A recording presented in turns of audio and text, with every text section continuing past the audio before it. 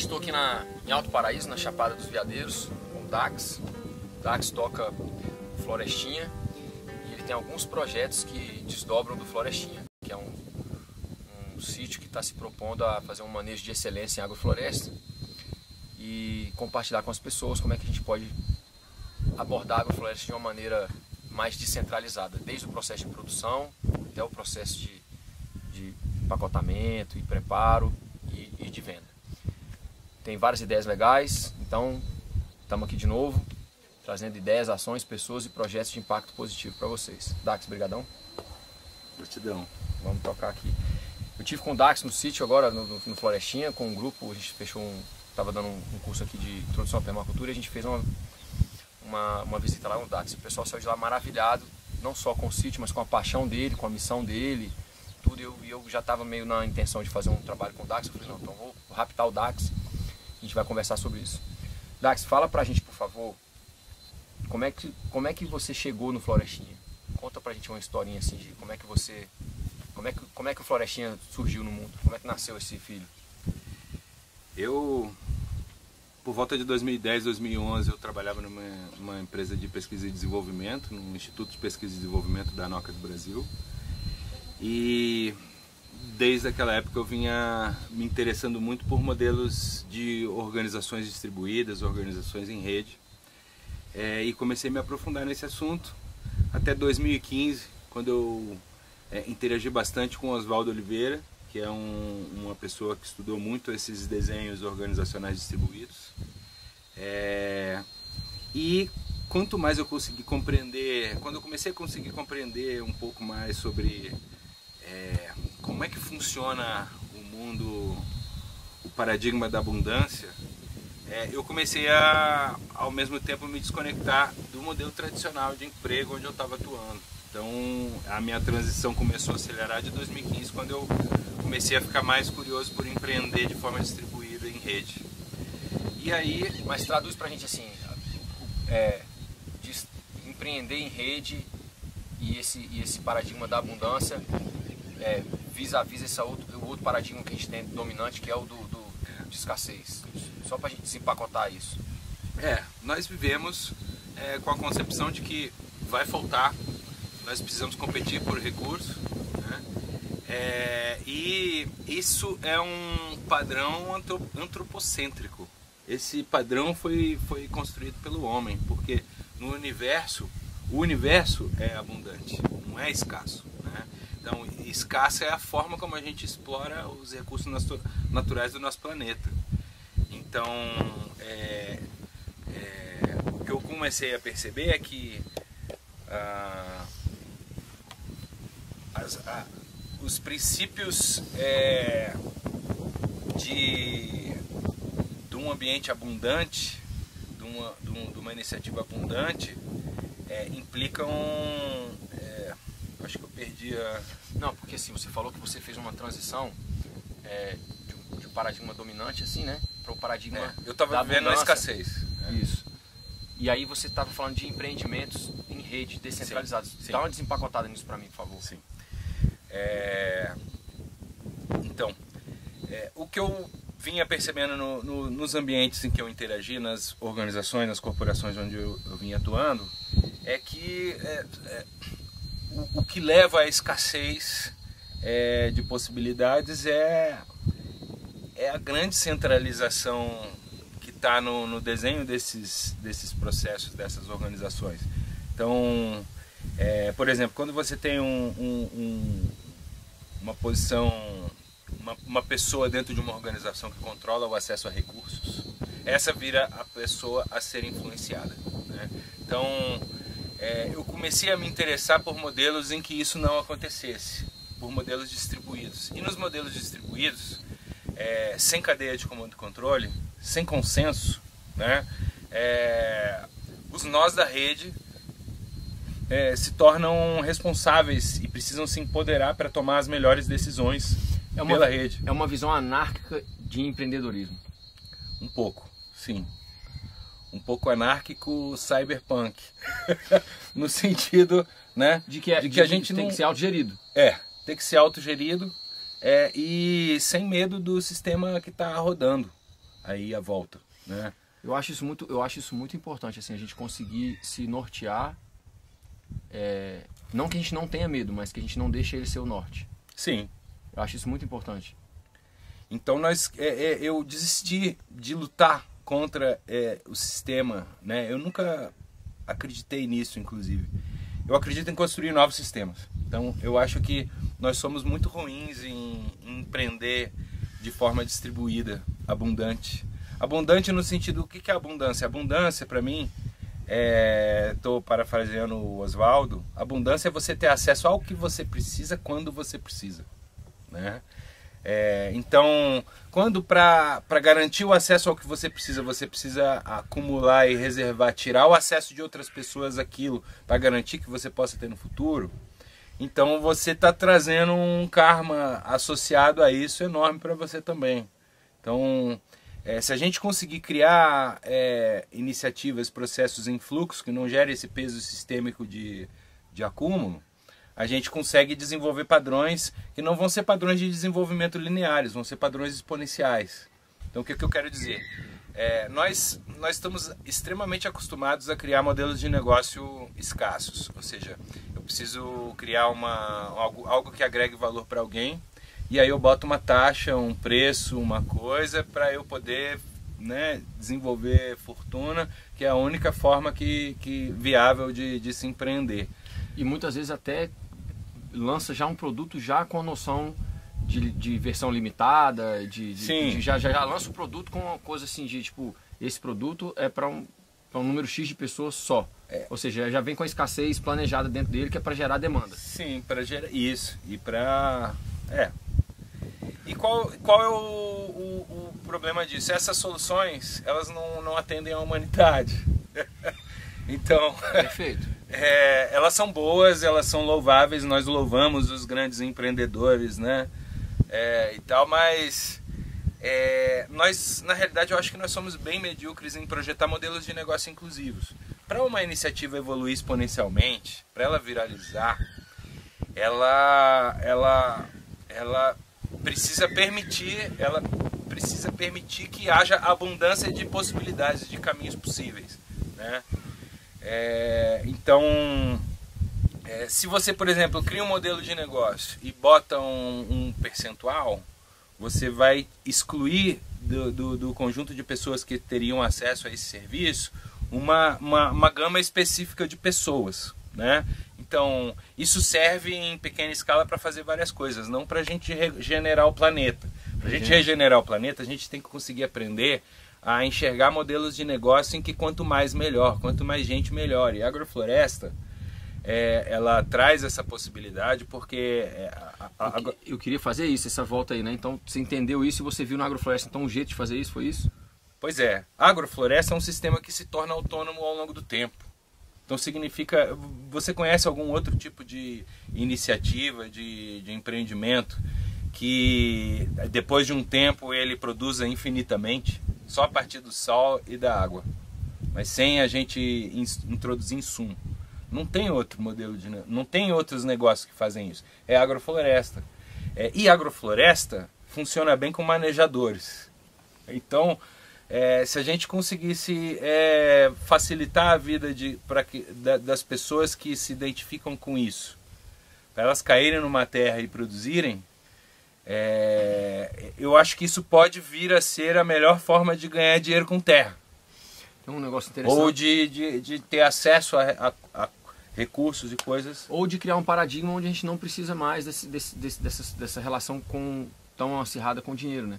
Sim. Porque, nesse sentido que você está falando, algumas civilizações antigas chegaram a essa conclusão, né?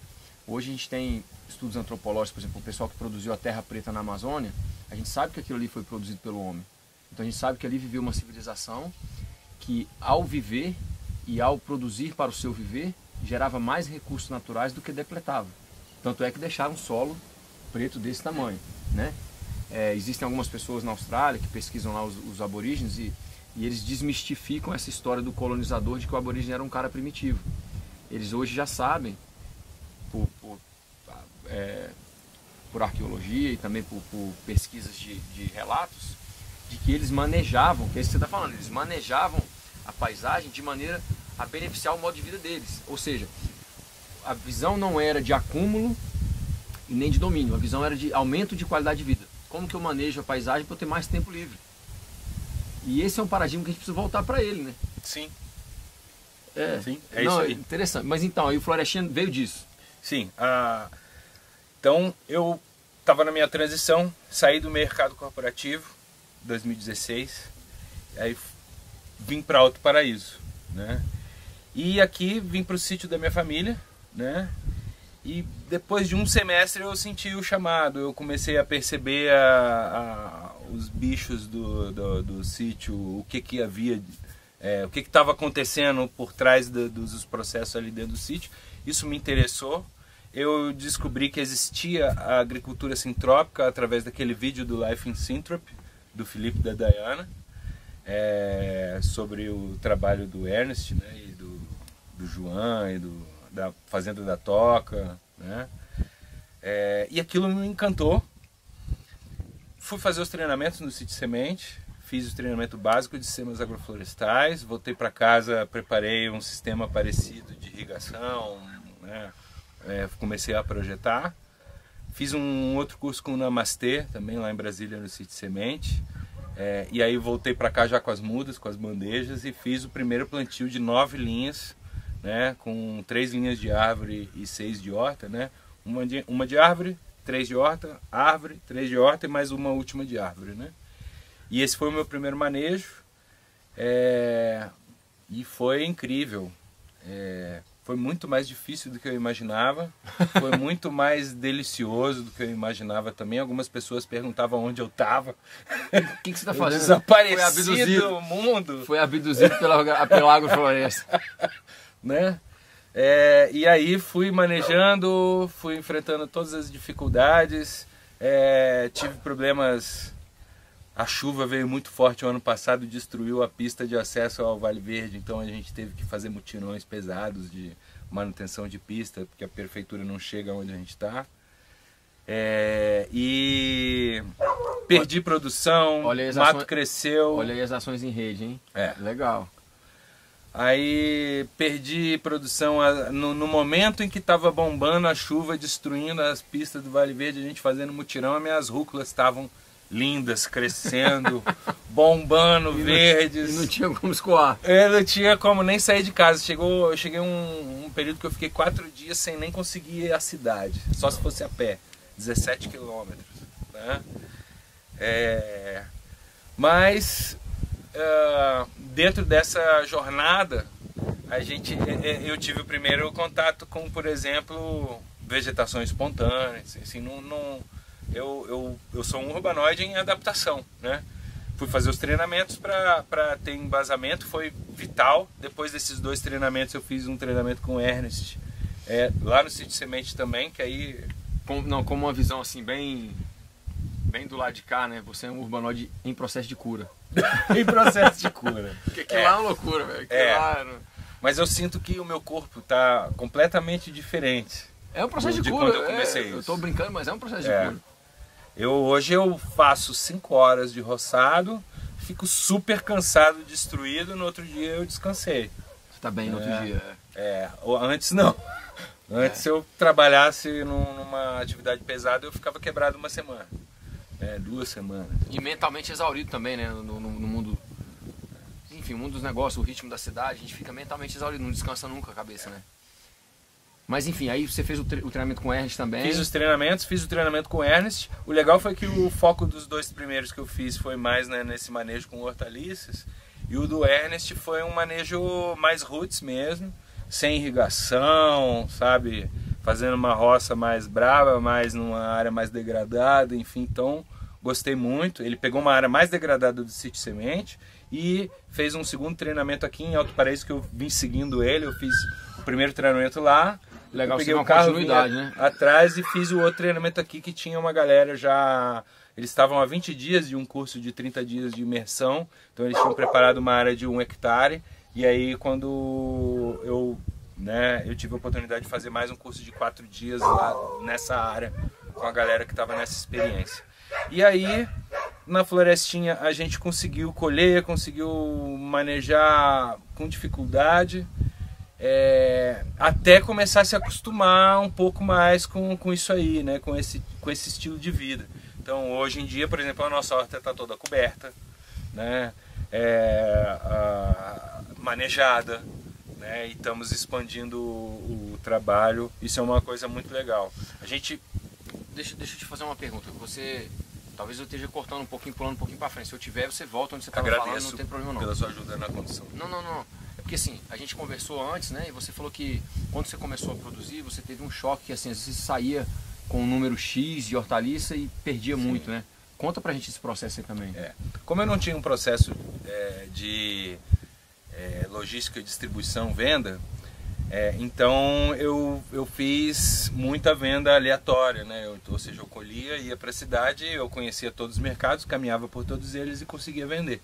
Então, mas eu percebi que não tem como você prosperar dessa maneira.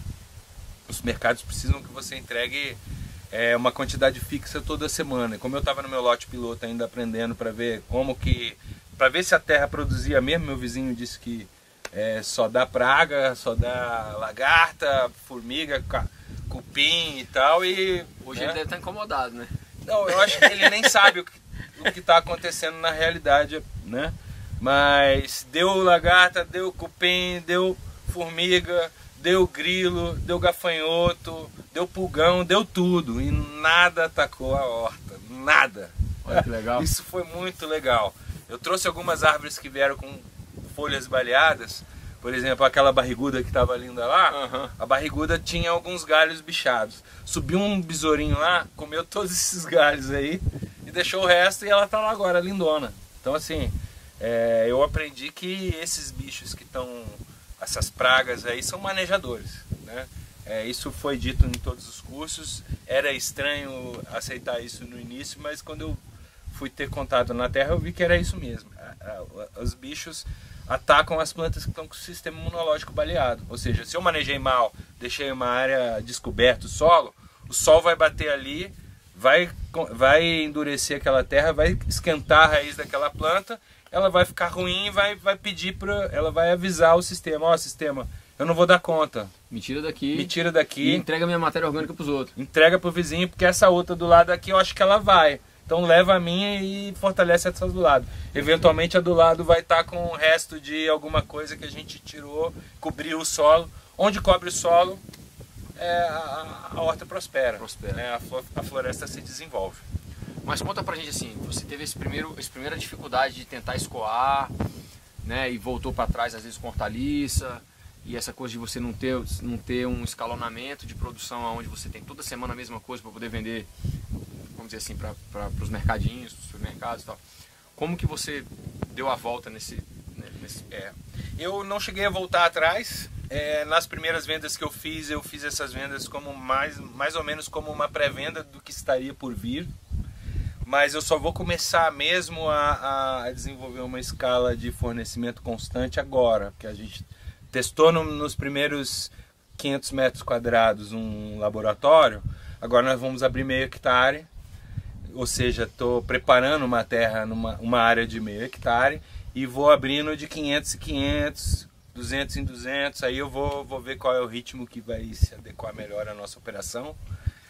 Mas aí eu pretendo ter canteiros em idades diferentes. Por exemplo, se eu abrir um módulo de 4 canteiros a cada 15 dias, então eu vou ter módulos de 4 canteiros com 15 dias de diferença de idade. Ou seja, isso tem um poder didático muito grande também, né? Porque quem chegar no Florestinha vai poder ver um processo, um manejo em evolução, né? Sim, vai ver. À medida que você implementa 5.000 metros quadrados de área, linha por linha, você tem ali a cada 3 meses, vamos dizer assim, 12 novos canteiros com idades diferentes. Você isso tem aí. ali uma foto parada no tempo, né? Que a gente fala em inglês, tem um snapshot ali do...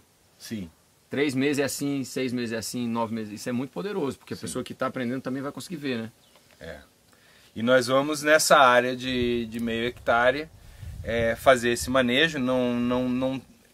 O manejo muda nas estações, né? Tem coisa que eu só vou plantar em março. Então eu vou plantar algumas coisas agora que eu vou colher em março, para em março entrar, por exemplo, com os moranguinhos, com outras coisas, né? Mas efetivamente eu não iniciei, não criei expectativas no mercado local de que eu forneceria no momento inicial. Agora que eu pretendo gerar essa expectativa. E pelo que eu percorri aqui, o que eu estou imaginando como uma estratégia viável para nós? O Dax, assim, gente, desculpa, a gente teve esse problema tecnológico aí, mas eu queria voltar um pouquinho assim. Você me falou um lance muito bacana que assim, da missão do Florestinha, de monitorar a viabilidade financeira desses sistemas e tal. E você estava explicando essa questão assim de fazer um manejo de excelência. Só explica um pouquinho para a gente assim, o que você está se propondo com esse trabalho. Eu fui fazer, depois que eu descobri que existia isso, né, e que água se planta, fui fazer os cursos, né, e aí saí extremamente empolgado dos cursos, né. Porque eu vi as metodologias que estavam sendo usadas, vamos aplicar uma metodologia eu consigo, né? Mas aí eu comecei a ver que, por exemplo, eu não conseguia os insumos nos mesmos valores que o pessoal dizia que conseguia, né? O tal do eucalipto de 25 centavos, para mim foi 48 centavos a muda, né? Além disso, uma coisa que realmente eu não antecipava é que na hora que colheu virou business, né? Então, assim, até colher era uma experiência existencial. Eu estava ali vendo as formiguinhas do sistema, os pulgões e quais as plantas que estavam sendo atacadas e quais não. Então, assim, era totalmente uma experiência existencial ali. Quando colheu, aí virou correria. Aí, o que eu faço com tanta comida, né? O que eu faço com isso? Então, vou pra feira, chego na feira, não vendo nada que todo mundo tem alface, todo mundo tem brócolis, todo mundo tem couve, todo mundo tem rúcula. Só tomate que ninguém tem. Né? As mais melindrosas, o pessoal e normalmente né? Todo mundo tem o que todo mundo tem. Todo mundo tem o que todo mundo tem e o que ninguém tem, ninguém tem. É isso mesmo. Então, não gostei disso, achei realmente foi sofrido. Mas como a gente estava só num lote piloto em menos escala, a gente teve perda, a gente não conseguiu vender tudo, mas foi numa pequena escala. Então deu para sobreviver a isso. Mas eu percebi, por exemplo, né, observando o comportamento de consumo da cidade pequena onde a gente mora, que muita gente vai na feira sábado e compram comida, eles vão para comprar comida, não vão para comprar artesanato e outras coisas e tal. Só que esse espaço é um espaço de network, é onde a galera vai para conversar, para ver os amigos lá, conversar na feirinha, comprar as coisas e tal. No geral, para quem comercializa, pelo menos para um iniciante como eu era no momento, todo mundo tem o que eu tenho, então acabava saindo sem vender tudo da feira. Né? Não atendeu para mim nesse sentido. O mercado paga menos, né? E demanda muito a gente, por exemplo, eles dão preferência para fazer consignação. Mas você vender em consignação, ou seja, eu vender uma alface que eu venderia numa cidade grande a R$4, na cidade pequena aqui R$2,50, no mercado eu tinha que vender a R$1,20. Putz. Né? Então, vendendo esse alface a R$1,20, eu preciso produzir muito mais alface e tal. Então, com um produto tão nobre, é um pouco complicado atuar assim. Né? Porque é muito nutritivo, não leva veneno nenhum, leva uma mão de obra do caramba. Tem amor ali, tem carinho ali, tem o momento que eu fui ali embaixo daquela alface para tirar aquela plantinha que estava atrapalhando ali. Enfim, isso não é levado em conta e tudo bem, as pessoas estão nas suas vidas. Mas então o que eu percebi, eu não estou tentando competir com esse sistema, estou estudando esse sistema para ver como ele funciona. Então eu percebi que, por exemplo, o mercado que está ganhando o jogo aqui em Alto Paraíso é um mercado que resolveu botar só o markup dele. E ao invés ou seja, se barateou a batata, o Barreto barateia a batata dele. Barateou a banana, o Barreto barateia a banana dele. Estou fazendo propaganda do Barreto. Mas ele não maximiza o lucro em si. Não maximiza pela oportunidade. Então significa que eu posso chegar com o meu produto lá, montar uma uma gôndola ali no mercado dele e cuidar daquilo, e ele bota o markup dele em cima, né? Então se a gente mostrar que consegue agregar valor, e aí como que a gente pretende agregar valor? Na feirinha e na rede e em tudo, mas nós pretendemos ir divulgar a nossa marca na feirinha mostrando os nossos produtos lá como um showroom, né? Ou seja, eu percebi que a nossa alface é maior do que a alface orgânica que é vendida na feira, né? Então a pessoa vai ver um alfacezão bonitão e vai estar num preço viável, né? Então eu acho que dá para fazer um trabalho integrando tudo isso. Então eu acho que nos mercados é onde a gente vai dar mais vazão. E só um detalhe, né, que o Dax estava me explicando, que essa gôndola não é uma gôndola só do Florestinha. Ele quer pegar uma gôndola dos mercados e levar essa ideia para outros mercados e chamar junto todos os produtores que produzem hortaliças em Tem consumidor para tudo. Isso. Tem consumidor para tudo. Não tem consumidor para tudo se eu tiver que vender o alface a R$4. Mas se a gente vender num preço compatível, por exemplo, com o da feira, então tem consumidor para todo mundo. Né? Então, eu acho que dá para viabilizar isso. Mas na realidade, eu só acho, né? Aí é aquela coisa, né? Como a gente está começando, né? Obrigado, Edu. O bom de Alto Paraíso é que a gente faz entrevista com impacto positivo, tomando Eisenbar. Sucesso. Não, eu achei fenomenal a ideia da gôndola, porque você não exclui, você está na feira, está no mercado também, mas está no mercado com uma outra ideia que não é aquela do mercado agressivo. É um mercado que está apoiando o produtor local. Essa é a intenção. A feira, para mim, é um lugar de marketing. O mercado é um lugar do consumo mais pesado. E esse modelo, eu acho que o mercado a gente consegue viabilizar uma transição para a pessoa já consumir de casa. Então, com a marca sendo conhecida, eu pretendo vender cestas para essa turma. Aí faz a venda direta. Aí faço a venda direta pelo site, né? E aí entrego em casa. E aí vem um negócio, a gente estava conversando mais cedo, caiu aqui e tal, mas enfim. Uma coisa que eu comento assim, né? A gente precisa que o agrofloresteiro, o produtor rural, de modo geral, não só o que trabalha com agrofloresta, que ele se proponha a produzir também a base da pirâmide alimentar. Porque senão a gente vai sempre bater de frente com esse problema, que é o cliente, por mais bem intencionado que ele seja, ele vai na feira, compra o seu produto, a sua hortaliça, a sua batata, a sua mandioca, os seus, as suas folhas de salada, etc, etc. Mas o básico da comida do brasileiro, o arroz, o feijão, ele vai ter que comprar em outro lugar. Nesse paradigma que você está falando da descentralização, não é que a gente tem que produzir tudo, mas quando a gente organiza uma feira, a gente tem que ter lá o cara que vende a carne agroecológica, a gente tem que ter lá o cara que vende o ovo agroecológico, a gente tem que ter lá o cara que vende o arroz, o feijão, porque aí a gente está facilitando para o nosso consumidor. Ele para num lugar só e consegue, de uma maneira que é harmoniosa com o meio ambiente, comprar tudo que ele precisa. Porque do contrário, ele para uma vez para comprar. É um cliente muito especial, porque ele parou para comprar veneno hoje. Não dá, de todo jeito. Eu tenho os meus tomatinhos que ainda naquele primeiro lote estão em escala, né, inicial. Até hoje eu ainda consumo no mercado normal. Agora, com o próximo manejo, a gente pretende abandonar o consumo de produto com agrotóxico. Muito bacana. Então, eu só assim, uma complementada minha também, assim, né? Eu tenho uma preocupação com a qualidade de vida do produtor rural e, enfim, com a viabilidade financeira também. Eu acho que a gente precisa, um dos esforços que a gente precisa fazer é em educar o consumidor de que o nosso produto, ele não é subsidiado pela indústria do petróleo e não é subsidiado pela indústria da saúde. O que eu quero dizer? A gente querer que o nosso produto tenha o mesmo valor, por exemplo, a nossa alface tem o mesmo valor da alface do supermercado, não é real com nós mesmos. Porque aquela alface, ela é subsidiada pela indústria do petróleo e ela tem veneno e ela não tem os nutrientes necessários. Então a pessoa que consome aquela alface, ela está consumindo uma alface barato porque ele não alimenta com a mesma qualidade, né? E consequentemente aquela pessoa vai ter distúrbios de saúde alimentares mais para frente em função ou da toxicidade do alimento ou em função da falta de nutrientes daquele alimento.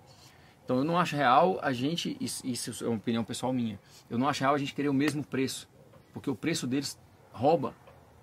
O preço deles é roubado, o nosso não é. Então, por exemplo, a outra questão que eles têm é que eles produzem em monocultura, degradando o meio ambiente. A gente não. a gente produz de maneira diversificada, regenerando o meio ambiente. Então o nosso consumidor tem que saber isso, porque o nosso produto vale mais. Não é um valor. Hoje ele não sabe. Não é porque ele é mais caro. Não é culpa dele, mas ele não sabe. Ele não sabe. E não é que o nosso produto é mais caro. É o preço real. É simplesmente porque a gente não tem os descontos que o agronegócio tem. Porque o agronegócio detona uma área, abandona e abre outra área para produzir. E a gente não pode fazer isso. E nem quer. Nem quer, exatamente. Nem faz sentido. Nem faz sentido. Mas duas coisas que eu achei interessante, assim, Dax. Primeiro, a sua cabeça de descentralizar, e estar na feira, estar no mercado. Quer dizer, não é um pensamento dualista, é um pensamento aberto e inclusivo, né? Eu vou estar onde for necessário estar para educar o meu consumidor até o ponto da venda direta. Perfeito. Acho maravilhoso. Eu queria fazer um outro adendo, assim, a gente conversou sobre isso antes, mas vai precisar voltar agora. Você está criando para facilitar essas relações e trabalhando com isso com moedas alternativas. Sim. A gente já deu esse rolê aqui, vamos ter que voltar nele. Como que é então essa questão da moeda alternativa para empoderar as pessoas que estão nessa realidade? Tem uma barreira de acesso muito grande, ninguém conhece, ninguém está acostumado a ter a responsabilidade pelo próprio dinheiro dessa maneira virtual, né? O mote que ela tem, digamos assim, dentro do conjunto de valores que a gente vê hoje em voga é mais barato, né? É mais barato, mas com muitos riscos. Você pode ser roubado se você não cuidar do seu celular que está com a carteira. No caso, eu não tenho a minha carteira no celular com todo... no celular a gente tem que ter a sua carteira com menos dinheiro, digamos assim, e guardar uma carteira com mais dinheiro em casa, digamos assim. Entendi, mas você tem que assumir responsabilidade por guardar esse valor que é seu, né? Não é do banco mais essa responsabilidade, né? Então, pouca gente tem acesso a isso, então um empreendimento que pretenda se basear nesse tipo de tecnologia precisa também dar acesso ao conhecimento em torno disso para as pessoas que vão se envolver, né? Mas também dá para criar tecnologia, dá para desenvolver essa solução com interfaces. Por exemplo, quem quiser receber o dinheiro do seu trabalho direto na conta poupança da Caixa, lá pode receber. Vai pagar as taxas todas que for necessário para trafegar, né, no sistema, mas de uma moeda digital para moeda... De uma moeda digital para uma moeda fiduciária, que também é uma moeda digital, né? Só que centralizada pelo banco. Que o banco pode emitir a revelia o quanto ele quiser, sem necessariamente isso ter algum valor, né? Entendi. Não, isso é interessante porque assim, as pessoas que não conseguem abstrair ainda, elas conseguem comercializar nessa moeda, mas conseguem transformar isso porque elas precisam para pagar outras coisas. Sim. Isso é fundamental. Mas o que você está falando da responsabilidade, eu acho que é uma mudança de pensamento muito importante, porque é exatamente a gente não pensar na nossa responsabilidade com relação à água, com relação ao esgoto, com relação à produção de alimento, que a gente é envenenado, que a gente bebe água que já foi tratada mais de 10 vezes, que o nosso esgoto vai para as bacias hidrográficas, né? Então, o que você está falando do dinheiro, na verdade, é um paradigma que ele permeia todas as nossas áreas de viver. A gente precisa ser responsável.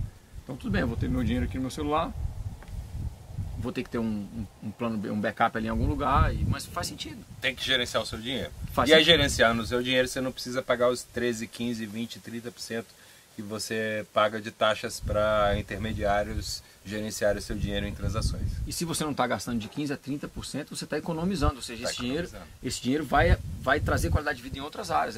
Isso é vai diminuir o impacto ambiental em última instância. Isso é maravilhoso. E dentro do Florestinha, você está trabalhando com isso. Como que você vê isso assim? Porque uma coisa que você compartilhou comigo mais cedo é que você acha que a gente está vivendo um momento da internet onde as coisas podem ser muito globais, mas que você vê um momento posterior onde as coisas vão se retrair talvez para mais locais. São padrões reprodutíveis globalmente, mas que são de natureza local, né? Então... Mas por que você estava falando que agora é uma solução legal e viável, mas que a curto prazo talvez não seja, né? Você estava falando da questão do... Tem muita gente que não tem acesso à internet, à tecnologia, a um celular, mas mesmo assim essa quantidade de pessoas está diminuindo. O que eu quero dizer? Eu trabalho com, por exemplo, pessoal que vem da comunidade Calunga, galera tem Android. Galera já saca quando tem um Wi-Fi no ambiente, já conecta o Wi-Fi, já se comunica, já né, conecta o sistema. Então, eu não acho que essas pessoas não consigam lidar com uma transferência de dinheiro entre dois pares, né? Porque, por exemplo, como que eu vou transferir um Bitcoin para você? Eu venho aqui, manda aí um endereço de assinatura da sua carteira. Aí você manda um endereço para mim no meu aplicativo de carteira. Eu mando para o endereço que você mandou, já bate aí o dinheiro, já está na sem na sua intermediário, carteira. sem banco, sem intermediário. Perfeito. Né? Então, como é que nós estamos trabalhando no contexto da Florestinha? Nós estamos criando uma poupança coletiva distribuída, né? Já tem o código desse smart contract eu adaptei de uma criptomoeda chamada Prosper, que foi criada antes pela galera da Prospera, né? Crio com essa arquitetura porque o Prosper ele se baseia numa inteligência parecida, né? De tipo, bateu ali e distribui para os holders, né? Então, eu emiti 1000 florestinhas. Se eu pego os 1000 florestinhas e divido 20% para cada um dos 5 iniciadores, bateu um dinheiro no smart contract, distribui para os 5 iniciadores, né? Então você pode estar aqui ou na Austrália, você vai receber a mesma quantidade. Se você está na Austrália, você pode comprar dólar australiano na sua exchange de preferência lá. Se você está na França, você compra, né, o marco, franco ou euro no, né? E por aí vai, né? E se estiver no Brasil, se estiver na Venezuela, você compra a moeda local, né? Aliás, os venezuelanos estão usando muito criptomoeda por conta da queda do poder aquisitivo, né? Mas assim, a gente estava conversando mais cedo. Explica pra gente, por favor, de novo, que até para mim isso tudo muito novo também, eu quero fixar isso bem. A questão do contrato inteligente. O contrato inteligente ele está bom, abaixo do nível dele tem uma carteira. Uma carteira de criptomoeda pode ser da propriedade de uma pessoa ou de um contrato, de um código. Se for um contrato, pode ser um grupo de pessoas. Se é um contrato, e esse contrato vai ter uma lógica definida nele. Então, para eu instalar esse contrato na rede, eu faço a lógica, por exemplo, a lógica bateu aqui e distribui para todos os que tem florestinhas. Então eu boto essa lógica no contrato, qualquer dinheiro que for para esse endereço de carteira do contrato, o contrato gerencia. Se bate no endereço de carteira que não tem um contrato, que é um endereço de usuário, fica naquela carteira. Se bate no smart contract, aí qual é a regra que está descrita ali? Aí a regra que está descrita ali é executada, né? E nenhum governo pode interceptar uma transação, né? Não tem como uma pessoa interromper esse processo. Se você comprou numa loja baseada em blockchain, na hora que chegar o transportador entregando aqui e você disser, beleza, recebi, as pessoas que estão na cadeia vão receber e ninguém vai poder impedir que elas recebam. Então existe uma inversão. Deixa eu ver se eu entendi, para a gente ver o pessoal que está aí com a gente também entender. Quando a gente tem um empreendimento centralizado, a pessoa assume riscos de produção, distribuição, etc, etc. E quando é pago, ela centraliza o lucro e ela repassa só o que ela quer. No blockchain, não. No blockchain, todo mundo participa da cadeia de produção, de distribuição e de consumo. E divide o risco. Isso. E quando o consumidor final paga, todo mundo recebe junto ao mesmo tempo. É isso? É isso, e significa que, por exemplo, o cara do viveiro de mudas, ele poderia entregar as bandejas sem cobrar, né, consignado, e quando bater o dinheiro do consumidor, cada alface vendida de uma bandeja dele vai ser paga. Vai pagar o cara que transportou, vai pagar o cara que produziu, vai pagar o viveiro que... E vai pagar o processador que comprou as mudas para fazer cesta. Galera, tem um mundo novo vindo aí. Muito novo. E a gente vai, na medida do possível, divulgar para que todas as pessoas que trabalham com agrofloresta, com produção, né, familiar, possam usar essa tecnologia. Isso é fundamental. Muito legal. Isso é revolucionário. Mas espera aí, de novo, você estava falando para mim que existe um certo risco aí, porque o blockchain funciona de uma maneira que o sistema descentralizado de computadores, ele tem uma demanda energética muito grande. Sim. Aí você estava dizendo para mim que isso é um risco, né?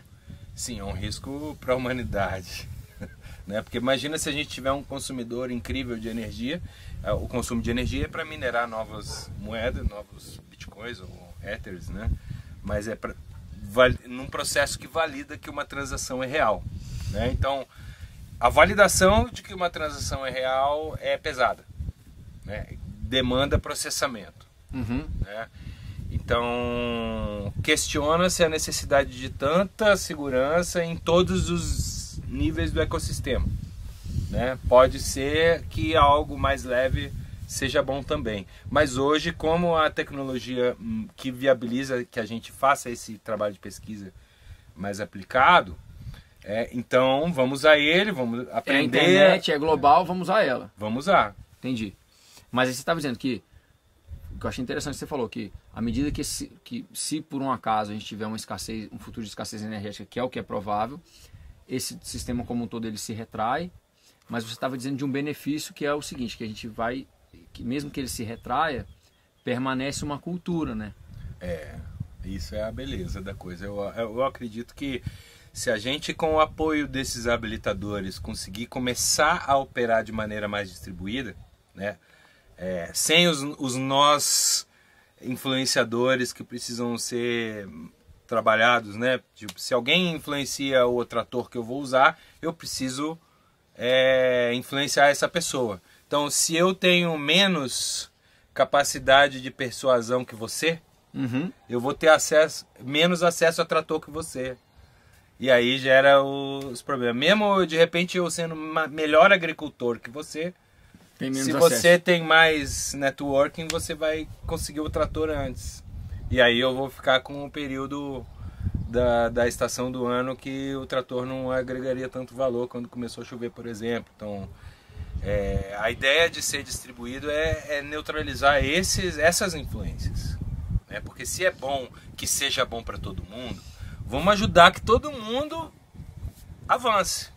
Ao invés de eu tentar avançar mais segurando você. É um avanço que ele vamos dizer assim, ele é exponencial para todo mundo ao mesmo tempo. Para todo mundo ao mesmo tempo. Então, eu não vou acumular tanto quanto eu acumularia se eu tivesse projetado um modelo de negócio centralizador. Porque você não precisa, né? Porque eu nem preciso. Agora, sem sacanagem, eu acho que eu vou faturar mais do que eu já faturei até hoje. Não, tudo bem, mas todo mundo vai faturar junto. Todo mundo junto. O lance do negócio centralizado, a gente trabalha muito isso nas questões dos custos de permacultura, por exemplo. Né? Então, por exemplo, a geração de energia. A gente precisa gerar energia. Porque a gente vive num mundo centralizado, as hidrelétricas, as estações de carvão mineral precisam produzir muita energia caso todo mundo use os seus eletrodomésticos, os seus chuveiros elétricos, tudo ao mesmo tempo. Então, para não ter um apagão, eles precisam superproduzir. É uma produção centralizada. Se cada um for responsável pela sua produção energética, o sistema como um todo não precisa produzir tanto. Então, existe uma economia, não é nenhuma economia, existe uma inteligência de produção. E aí, acho que o que o Dax está falando, se eu entendi bem, é isso dentro da questão financeira. Que eu não preciso concentrar recurso para garantir minha produção. Não. Porque a garantia da minha produção está na resiliência das várias conexões que o sistema tem. Isso é do caramba. Isso é muito foda. Isso é do caramba. Galera, eu sou novo nesse negócio de criptomoeda, eu tô aqui, minha cabeça eu tô fritando. Isso é importante que aconteça, porque a inspiração veio da sintropia. Porque eu estava trabalhando nesses modelos envolvendo criptomoeda em 2015. Em 2015 eu comecei a colaborar no desenvolvimento com o Oswaldo na CryptoTransfer, que era uma empresa em rede também, para dar acesso a conhecimento de criptomoeda para o público em geral. Mas quando eu vi a sintropia, aí deu para ver que eu estava olhando no mundo de organizações distribuídas que eu estava estudando, tinha, digamos assim, uma visão falhada do processo abundante do universo. Faltava quando eu vi a sintropia, aí eu aprendi que uma coisa que se consolidou depois, que é o seguinte: o universo todo está em entropia, o universo está se dissolvendo. A única coisa que vai contra isso é a vida. É a vida. A vida vai contra a entropia, a vida faz entropia. É isso. Ela vai do mais simples por mais complexo. Então, o Big Bang aconteceu, nós estamos sendo impulsionados para lá. Além disso, nós estamos sendo puxados também para o exterior. Só que é isso que está nos puxando para empurrar mais ainda para lá é a vida. Então, tá em entropia o universo no sentido que está tudo se expandindo, mas outras coisas estão se criando. Então, aonde é possível nós nem temos compreensão para poder avaliar isso. Não, e aonde é possível criar vida, é possível combater a entropia. Não é nenhum combate, é só uma interação deliciosa e amorosa. É um yin e yang, né? É. Tá ali contido. Não, muito bacana. A gente teve lá no Florestinha feedbacks, eu vou fazer online porque é interessante. A gente teve as pessoas comentando do quão apaixonado você é, e a gente fez uma visita para ver sistemas de produção alimentar, e as pessoas saíram dali com um mini curso de agrofloresta, super animados e tal. Foi muito bacana o feedback. Mas na visita você comentou que você também pretende usar aquele espaço ali para trazer agricultores tradicionais. Você estava falando da questão dos calungas aqui da Chapada dos Veadeiros e tal, que o sítio tem uma missão também de, vamos dizer assim, incubar empreendimentos que são alinhados com essa proposta. Conta um pouquinho para a gente disso aí, por favor. Da pegada de desenvolvimento de negócios, né, nessa vida louca de inovação, pesquisa e desenvolvimento, eu comecei a me interessar muito por inovação especificamente. Então, por exemplo, eu li um livro há 10 anos atrás que é A Inovação na Base da Pirâmide, né, do Siquei Prahalad. Não conheço. Então, assim, a inovação acontece onde as pessoas precisam dela, né? Então eu estava percebendo, eu trabalho com um agricultor, ele não é um agricultor, ele é um prestador de serviços, que é o Darley. Um cara incrível, um cara muito foda, forte, dedicado, amoroso, carinhoso. E ele trabalha por uma diária, né? Uma diária de um valor relativamente baixo. R$70. Trabalha um dia inteiro de sol a sol. Ou seja, R$10 por hora. Mixaria. E o cara, tipo, ele abriu 250 metros quadrados com mais 3 primos em um dia e meio. Na enxada 40 centímetros abaixo do solo, subsolou 250 metros quadrados em um dia e meio. Né? Então a galera se dedica, é forte, tem condicionamento físico, ganha pouco. Pobre. O cara tem 50 hectares de terra e 50 cabeças de gado nos hectares dele. E tá tendo que trabalhar para os outros que não... E tendo que trabalhar com os outros para conseguir dinheiro para comer, para pagar as despesas da família dele. Então, é quase um sonho para mim receber ele lá no sítio, e ele tá trabalhando com a gente agora. Então, para habilitar a transição nesse momento subsidiado nosso, eu tô pagando 2 diárias por semana para ele trabalhar 2 dias por semana para mim, até que a horta retorne e banque mais do que isso para ele. Ou seja, eu imagino que daqui a 6 meses, 1 ano, ele já vai ter passado 1 a 2 ciclos maiores da nossa horta. Então ele vai estar num nível de capacitação diferente de agora. E aí a gente vai fazer um manejão foda lá na terra dele. Então o cara deve ter uns 100 primos. Entendeu? Cada um deles é 4 de mim. Aí é o mutirão descentralizado, né? A galera vem e faz acontecer. E aí a galera vai lá fazer na terra dele, e como ele já adiantou a bola, depois ele vai com a galera para as terras dos outros e vão fazer o swarming. Aí então eu quero habilitar esse swarming. Tecnologia social, né? Os caras aprendem, sabe? É isso aí. Muito louco. Então o Darley trabalha com a gente lá para aprender agrofloresta e para nos ajudar, porque a força dele faz muita diferença no campo, um cara foda que nem ele. E os primos dele também, né? Enfim. E depois nós vamos cair dentro lá. E aí é o seguinte, na minha terra eu tô igual a ele. Né? 70% do lucro vai para os 5. Ele é um dos 5. Né? E eu vou ganhar alguma coisa na terra dele também. Que aí investe lá, e ele vai ter os 30% fixos para só terra que lá dele. vão ser muito mais pessoas, porque aqui é 4 hectares, lá é 50. Então explica pra gente como é que fica essa relação dentro do token que você está criando então. Então, com o token, a gente poderia fazer o quê? Tu foi trabalhar, marcou. Hoje ele trabalhou. E aí quem trabalhar mais, ganha mais. Quem trabalhar menos, ganha menos. Tudo bem. E é isso. Então alguém que conseguiu dedicar mais, ganha mais. E quem dedicou menos, ganha menos. Transferência direta, sem banco. Sem banco. Bateu, o cliente pagou, distribui pra galera. Muito legal. Né? E aí eu acho que eu tô desenhando equipamentos para pessoas como ele usarem isso. Entendeu? E aí eu acho que Muito a gente legal. leva o sistema atual à irrelevância no longo prazo. E aí, assim, vem um pouco meu envolvimento com a questão do desenvolvimento comunitário, né? Eu fiz há pouco tempo atrás com meu irmão, o Osmani, lá na Fazenda Bela. O Osmani está fazendo um serviço de consultoria com vários assentados do MST, e aí a feirinha da Fazenda Bela escoa a produção deles, sem custo esse, é o custo de transporte só, né? Não tem lucro em cima. Poderia ser usado o token, que é isso que você está falando, que é genial. Agora, o legal disso aí que eu estou querendo dizer é o seguinte, é que a gente pode pegar o que está acontecendo lá, trazer para cá, para ir para os 100 primos do Darley, e aí todo mundo começar A bombar. a bombar.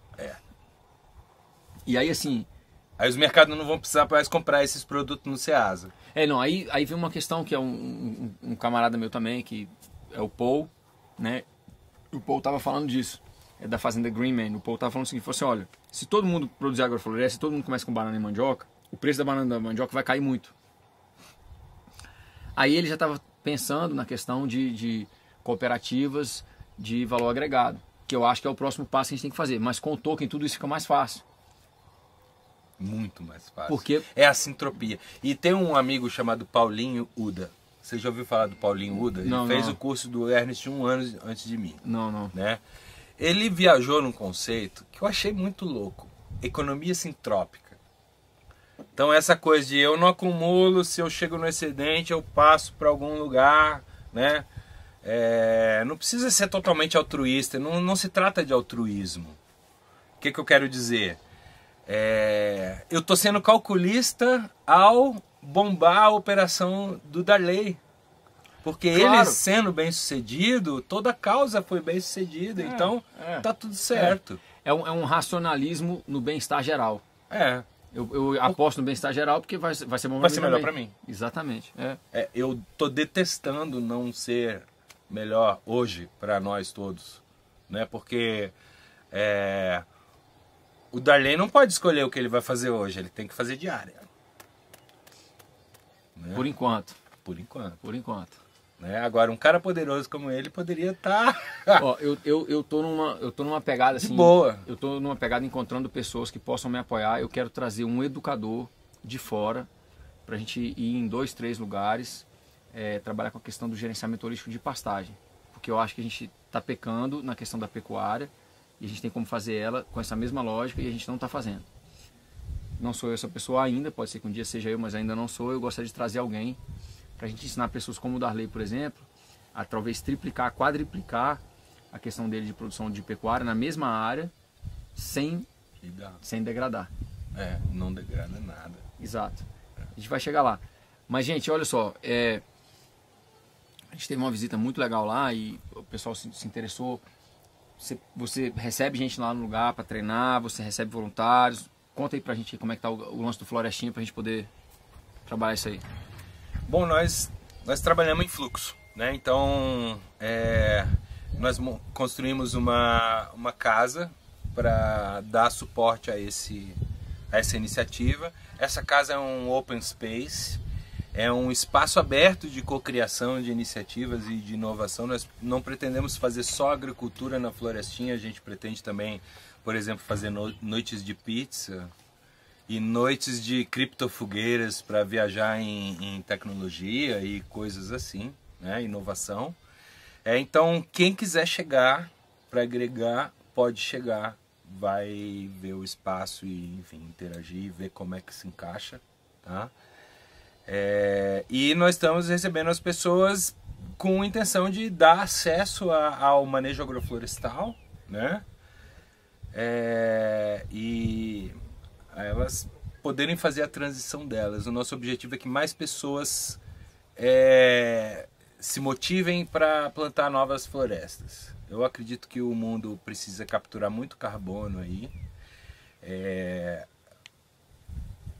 Não acho que que seja viável só através de tecnologia, e também aí eu vejo como uma oportunidade. Eu tenho acompanhado a Conferência Mundial do Clima, tecnologia ecológica, não é Jim tecnologia. Hansen e esses caras que estão liderando instituições de pesquisa que estão estudando a degradação ambiental, e eles sempre mencionam a floresta como um acessório, tipo, por exemplo, a comunidade científica parece entender que para a gente capturar o carbono que a gente precisa tecnologia, uns 2 trilhões por ano de tecnologia para captura de carbono, melhoria nas práticas de agricultura e de floresta.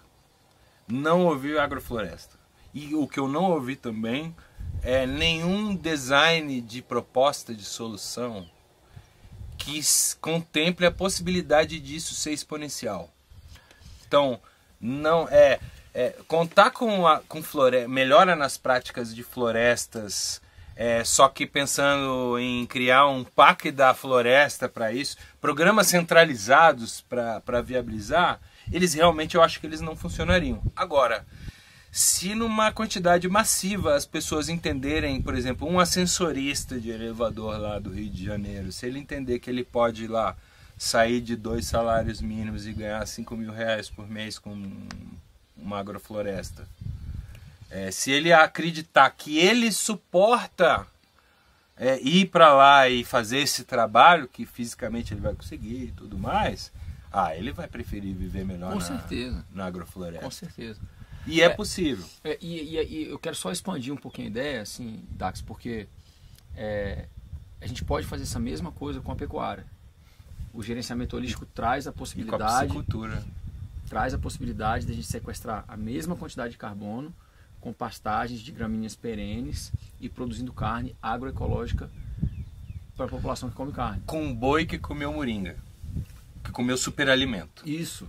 Exatamente, e super saudável. Então, assim, a gente precisa trabalhar com isso, mas eu quero voltar para o Florestinha, que é essa missão.